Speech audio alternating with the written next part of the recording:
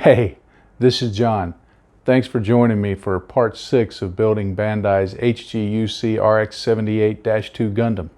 Today we're going to look at pre-shading the armor. Now, before I get into actually demonstrating pre-shading and painting the armor on the Gundam, I want to talk a little bit about pre-shading and what it is and what it isn't first. Now, I've seen in a lot of forums online, places where modelers go, that there's this idea of pre-shading either has to be always painting everything black or always doing the panel lines black. And while that works, I've got nothing against that type of pre-shading. It's not limited to that. And I think that there are possibilities beyond just doing what many people call black basing to get your gunpla pre-shaded. Now, if you're not familiar with the term, black basing is a process of painting. Let's say you've got a section of armor, painting the whole thing black, and then going back later and with a lighter color, maybe a gray or a white or whatever the armor color is, painting in the areas of flat open armor, but leaving some of the black showing through around the panel lines and the recesses and things like that. It gives a certain look. And admittedly, pre-shading is in some ways a stylistic choice, an artistic choice. On a real world vehicle, you may see that, you may not see that. So it's definitely a stylistic choice. So I'm not going to delve into is it right, but rather just talk about what it is. The thing about using black as your pre-shade color is whatever goes over the top, if it's got any kind of color to it, it's going to desaturate it, meaning it's going to make it look grayer, it's going to make it look more dull. It may even change the color a little bit. And if that's what you're going for, that's cool, do it. But if not, you may want to think of doing something else. Also, by totally painting everything black, you have to spend a whole lot of time covering that up if you're using a lighter color. You know, if you're going to be painting your armor white and you black base the whole model, you've got to paint a whole lot of white to cover up all of that black pre-shading. So what I want to demonstrate today is that there are some possibilities beyond what you quite often see in social media and forums and things like that. Okay, with that said, you may be saying, okay, well, what is it you're getting to? Get to a point. On this RX-78-2, the armor underneath is going to be, that I'm going to be focusing on for today's video, is white. I want to demonstrate pre-shading. I could go in and, again, as I said, do it all in black, but I'd have to spend a whole lot of time trying to cover that up. So what I'm instead going to use is gray. I get the effect of the pre-shading, but I'm going to have to spend a lot less time covering up the strong black color. I'm also only going to pre-shade along the panel lines and under where there's areas of shadow and things like that, so that I don't have to again, spend a lot of time covering up areas of color that in no way need black or gray or anything underneath them. Again, if you're going for a particular style, especially if you're doing zenithal shading where you're simulating a light source from above, then maybe black basing or gray basing is a better option. But if you're just going for that stylistic pre-shaded look that you quite often see on gunpla, a full black base coat is a little bit of overkill. So I'll be using gray. Now, if you're using, let's say you're doing a gunpla that's yellow, most of the armor is yellow, or a big section of it is yellow, you could use black under that. But again, that's going to desaturate it. If you ever take black and yellow and mix them together, you get olive drab. So your pre-shading may look olive drab. So instead of using black, what you can do is first take a look at your color wheel. what's what's the darkest color opposite the yellow? Pre-shading with purple or maybe some blue might give you a better result. You could get a different look with a darker brown. It'll give it a little more of a warm look. If you're using green, a darker green may work for you if the armor's lighter green. So look for a color that is not going to desaturate the base color, and yet is going to give you a good shadow, but you don't have to spend a whole lot of time trying to cover it up. So in today's video, that's kind of the theory behind what I'll be demonstrating. Okay, to actually go into demonstration mode, which is what's going to be the point of this video, I'm just going to show you what I'm going to be using. First of all, we have the star of the show, which is our part. I'm going to use this leg piece. It's fairly large, and we'll demonstrate the point fairly well. Now, I'll go ahead and apologize. I'm having to do this. Between me and this part is the camera. And it's going to be really difficult to do this in a real proper fashion. So if you're looking at this and you're going, that's looking a little sloppy, I'm going to be doing a voiceover. I'm going to be wearing my breathing mask. I'm going to be trying to airbrush, keep the camera in place, keep it in focus. Look at what I'm doing with my very poor eyesight, which I normally have to get right up at my face.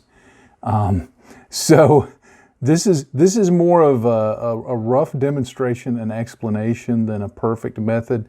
On the rest of the suit, I'll be able to go back and do it much better because I'll be able to get right up into it. So anyway, with all those excuses out of the way, I'm going to be painting this part to demonstrate the pre-shading. And if I say post-shading during any of this, I apologize, because as soon as I get finished shooting this, I'm going to shoot a segment on post-shading. So I may get the two confused. Anyway, I'm old.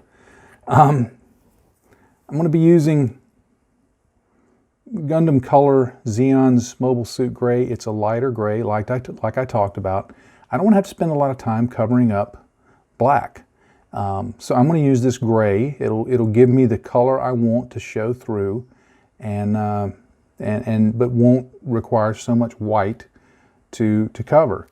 I'll be thinning it with Mr. Color Leveling Thinner. You can trust me that this is Mr. Color Leveling Thinner because I labeled it that way.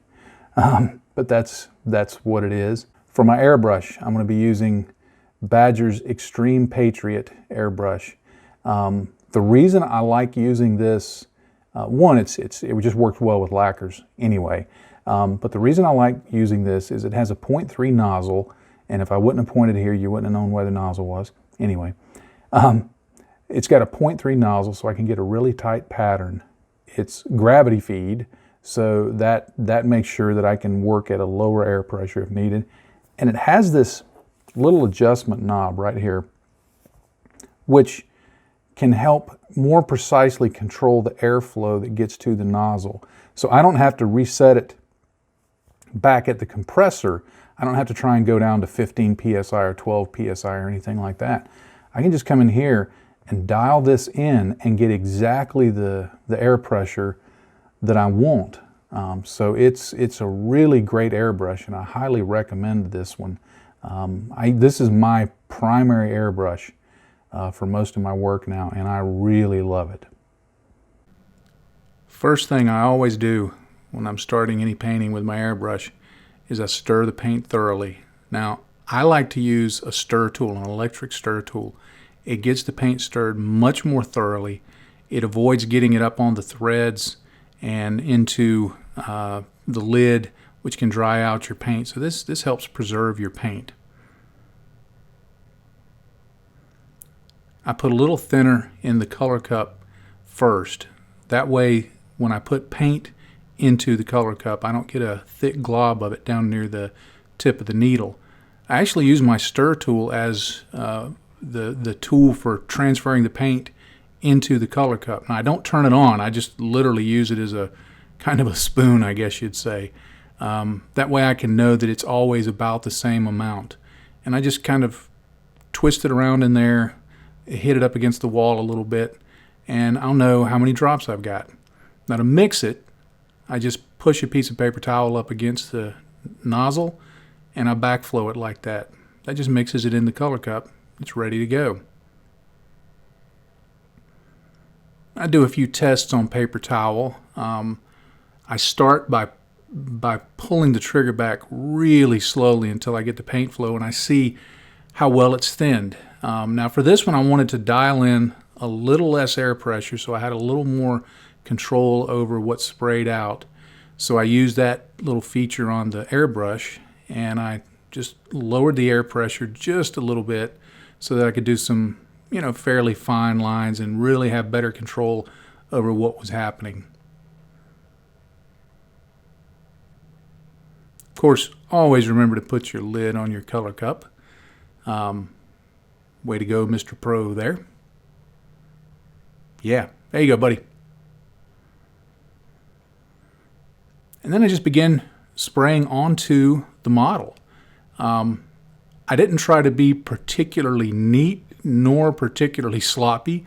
I tried to confine it to the lines. I could have gotten a little tighter than this if I wasn't going around the camera. And that I was leaned over at about a 45-degree angle trying to see what I was doing. So that kind of gives you a little odd perspective to try and get this done. But you just fill in the various recesses and panel lines to just give them a little more color that will form the pre-shade. As I worked through this, I actually wished that I would have chosen a slightly lighter color. This was actually a little darker than I had intended to originally. You can see I got a little bit of overspray there. Should have turned the piece. And that's pretty much what pre-shading looks like. Very simple. Now I wanted to switch to my white color, so I loaded that up just as I did before, and I started applying it. Now what I do here is I go in initially and I put a mist coat over the pre-shade area. The goal with that is to lighten up the pre-shade area to the point that's about where you want it to be after you're done, so that you get it where you want it to be, and then the rest of the time is spent blending in the edges. So it's fairly a fairly simple technique to speed things up.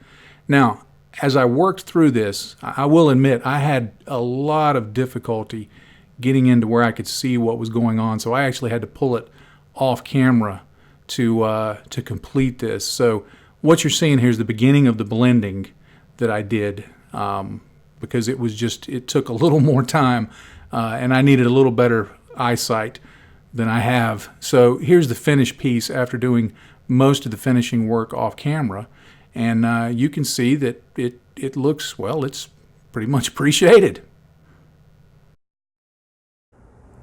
All right, well that in a nutshell is pre-shading. Again, I apologize that I had to kind of finish it up off camera. A few years back I had cataract surgery on both my eyes, and I could, you know, at a distance I've got 20/20 vision. It's perfect. Up close I have to wear reading glasses, and for doing this kind of work I have to actually wear my reading glasses and an optivisor and get things about 3 inches from my face to see what I'm doing.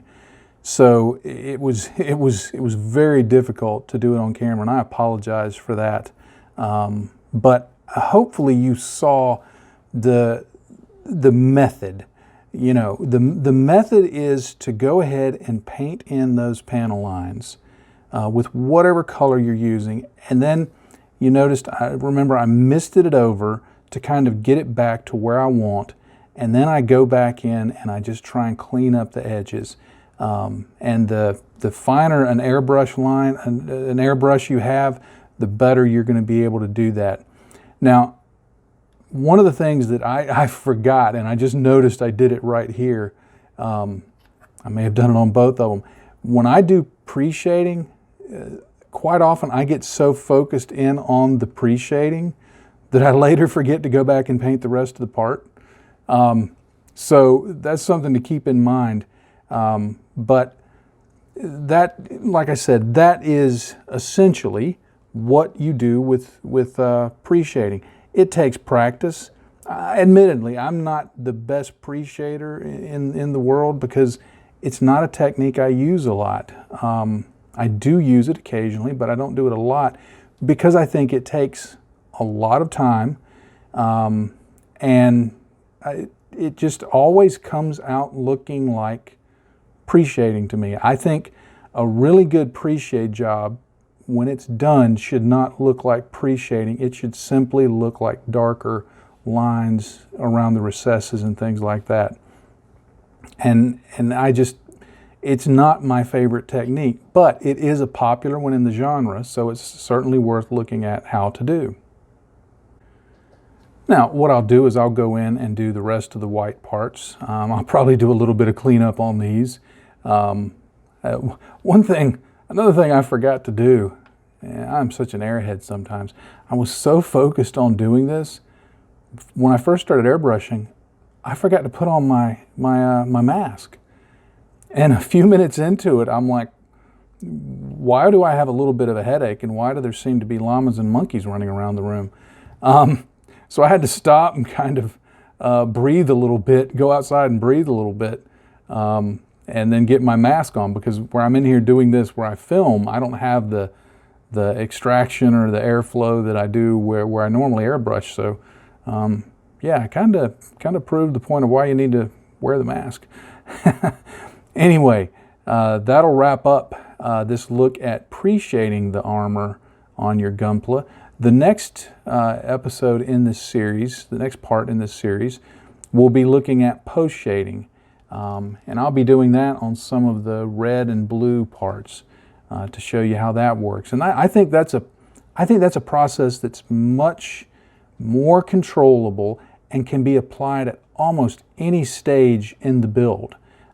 So I think post-shading is very flexible, but having yourself armed with the ability to do both techniques, I think, is very important.